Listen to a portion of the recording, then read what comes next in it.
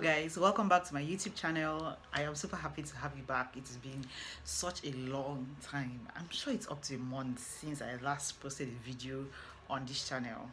Is it up to a month? Most likely. But anyway, welcome back. I'm super happy to have you, and I'm sure from the title you already know what we are going to be doing today. We are going to be having a book haul. Don't worry, I'll insert the artificial applause here. But anyway, I bought some books, just 3 books. I wish I had more. Send me books, guys. Send me books, everyone. I want books to read. And I really enjoyed the 3 books I have. I have not finished one of them because it's a progressional kind of book, but you will see in a minute. So what I want to do in this video is show you these 3 books, say 1 or 2 things about them, not too much, and then I'm going to review one of them. I have reviewed this book already on my Instagram, so if you're not following me on my Instagram, head over there and follow me. I'm looking at myself with this frame and it looks whatever. But anyway, that's what we are going to be doing today. I am more determined than ever to put content on my YouTube. I was like, for goodness sake, I should post a video. So I'm going to post a video because it's unfair that you guys subscribe to the channel and not get any content. I mean, no. You need to see this bald face. But yeah, let's get into the video because I don't want to ramble around too much. So I'm excited. Okay, so these are the 3 books that I got. I wanted to do an Instagram reel with these, but I'm not good at creating reels on Instagram. Like, I haven't sat down to practice my the movement and everything, so I just decided to do a YouTube video. And because I reviewed one of these books on Instagram, I felt like it was not an exhaustive review, so I decided to do a sit down video to review it as well. So yeah, these are the 3 books that I got. Let's go through them together. So I'm going to start with the one that I have not yet finished reading. And by the way, in case you're wondering, I got these books from Crash Books on Instagram. It came with a bookmark, and if I'm saying that well, I don't know, and an highlighter. So the first book I got was, I don't want to misswear. I'm almost done with this book. Like, this is the volume I have left. This is the volume I've read, and I'm the kind of person that when I'm enjoying a book, even though this is not just a book, a read and go book, which is why I'm taking it easy. When I'm enjoying a book, I find I do not want it to finish, so I begin to slow down the way I read it. So yeah, it's a 40-day book, and I'm in day 35 already, and I'm just like, you have so much to soak in, so there's no need to rush. That's how I feel. So this is The Purpose-Driven Life. What on earth am I here for? So this is what the book looks like. She's pretty, isn't she? She's pretty. I love the style of the book, the black and white with the spotted colors. I love the book cover. Like, one of my favorite parts about books are book covers and the smell of books. This one doesn't really have a smell, mostly because it's new. New books don't really have, they smell more chemical. They don't smell like old books, which is probably because of bacteria. But whatever, let's leave that for another day. So this is what this book looks like, and yeah, I'm super excited to read it. It's basically a book that I would recommend to everybody, whether you're a Christian, whether you're not a Christian. You should buy this book because it makes you reflect on your life, to begin to see why you were created, what you were created for. It's not going to tell you that, oh, this is your purpose in life. Your purpose in life is to give glory to God. So once you have that consciousness that every single detail of your life matters to God, He's interested in every single bit, and you live with that consciousness and begin to walk like someone who knows who they are in Christ, I just feel like you'll be living out your purpose in one way or the other wherever you find yourself.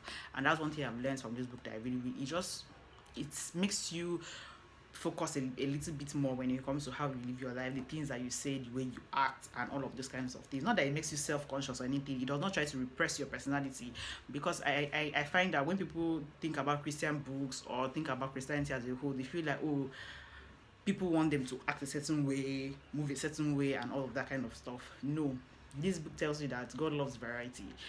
You were created with your personality for a reason. There's a reason why you were created the way you were created. So everybody's not going to, my Christianity is not going to look like your Christianity, but there are certain things that are just basics, do you understand, for any child of God. Their fruit has to be seen in you, basically. I'm not here to preach, but this book is an excellent read, and I am not even done yet.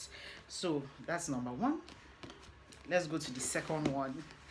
This book, I still want to write a review on this book. It is A Broken People's Playlist by Chimeka Garrix. Now, for this book here, I would not recommend this book for whatever the below age is, 18 plus. That's what I have to say. I feel that this book, when I think of this book, I think of a sad story.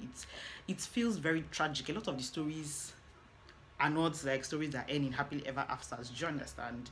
Some do, very few do, but there are a lot of broken people. Really, the name is very fitting. You understand?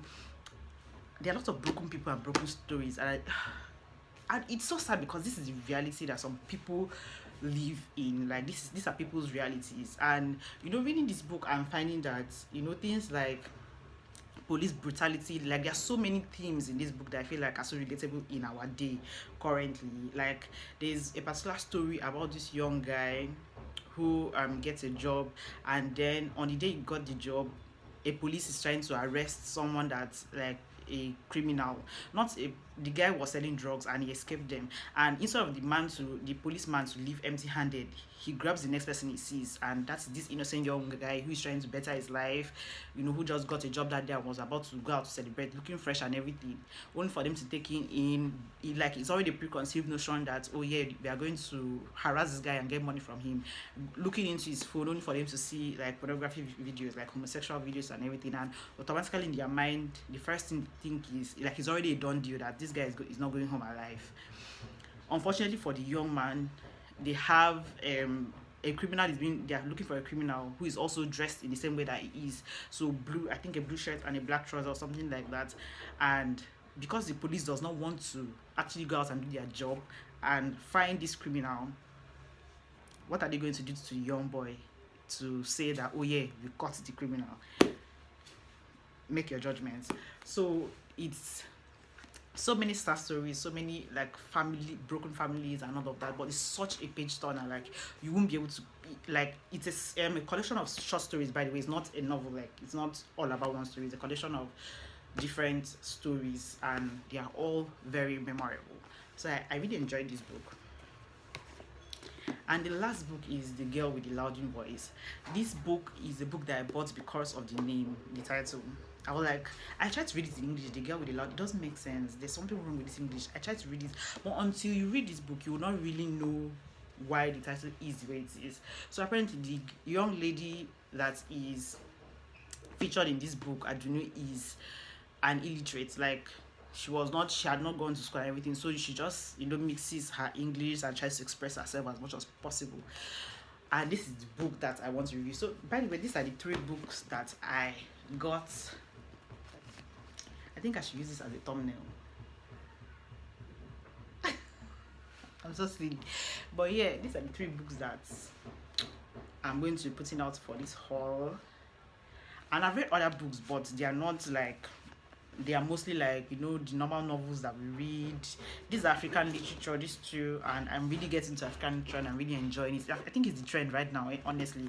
And I don't think it's going to be a trend. It's just going to be what it is, because people are beginning to say that, oh yeah, we should support our own. We should, before everything was all about Sidney Sheldon, Nora Roberts, who else? All of these popular novelists that we know. And there's nothing wrong with reading their books. It's just that we are beginning to find that our literature is actually dope.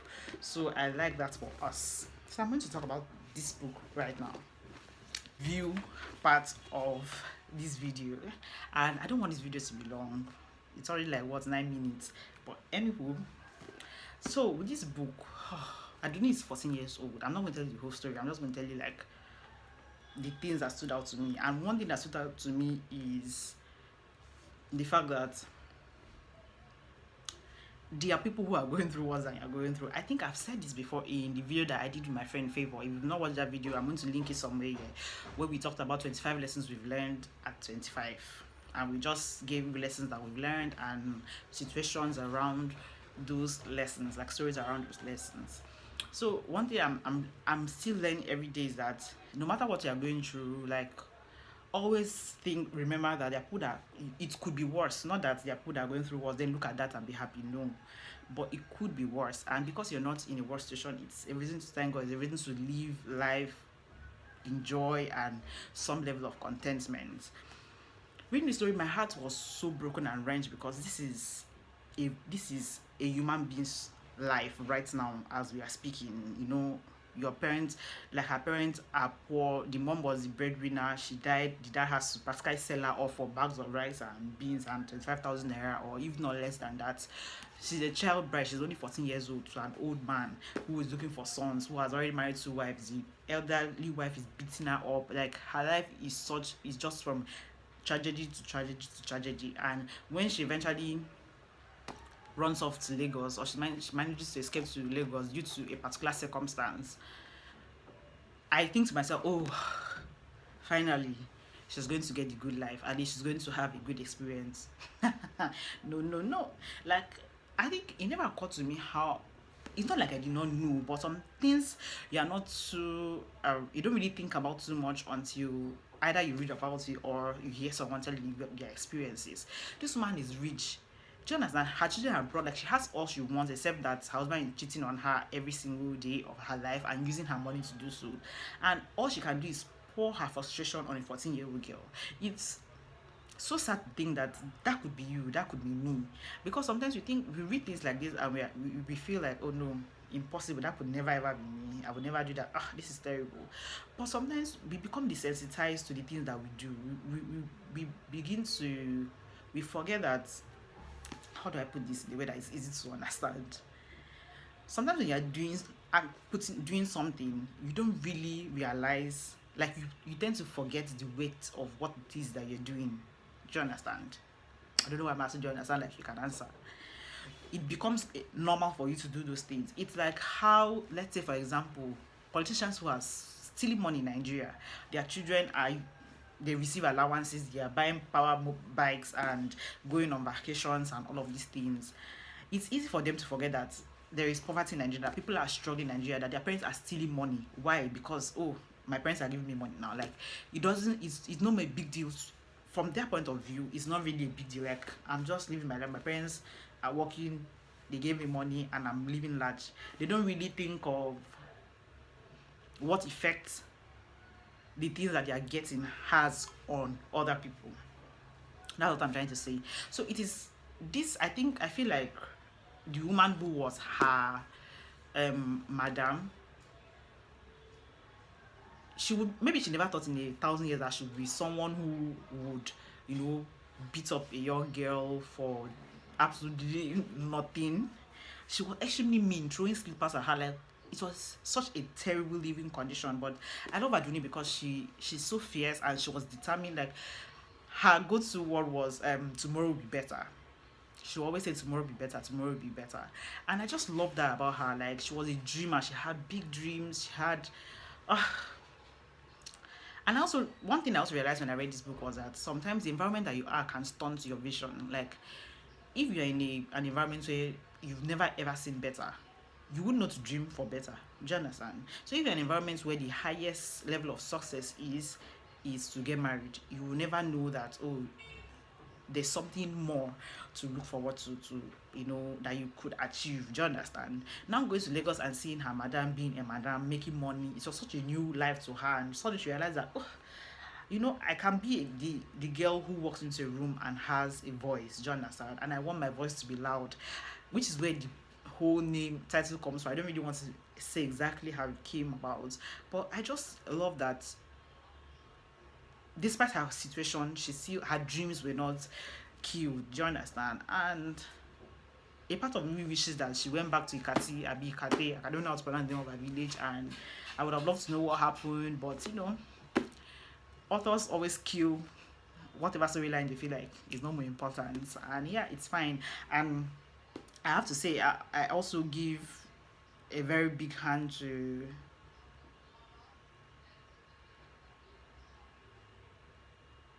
I can't remember the man's name. What's her name? The person that took her in eventually. Mrs. Tia. I was saying in my Instagram review on the way I did on Instagram, I was saying that she's the kind of rich woman I aspire to be. You know, when you get to the point where you are still rich but you're still very conscious and you're not desensitized to other people's suffering, you understand? You don't turn a blind eye. You're not just sympathizing, but you are moved with compassion to actually take a step to actually do something for, you know, somebody that you see that is in a particular situation. And you don't have to be rich to do that, obviously, but having money makes everything easier. It makes you have more options. Do you understand? It makes it easier for you to free someone from a situation than just talking. Do you understand? Yes, you can offer a comforting word, but if you have money, you can take them out of the bad situation. Do you understand? So I just feel like Mrs. Tia, she was a great woman, and I hope we all aspire to be like her when we grow up.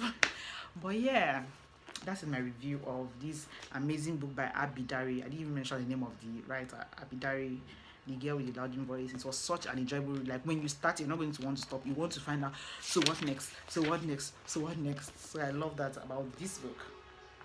And yeah, that's my video. I mean, oh my goodness, 16 minutes. I think it's time to go. Okay, guys, thank you so much for tuning in today. Thank you for listening to me talk about my books and how I feel about this book, and look forward to more videos.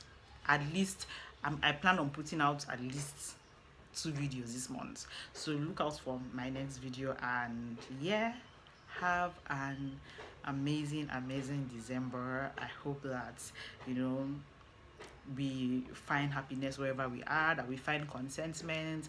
I hope that we don't give up because you feel like it's the end of the month and wait for January 2021 to do things. Start now to do the things you love. And yeah, God bless you and have a lovely week whenever you're watching this. All right, bye.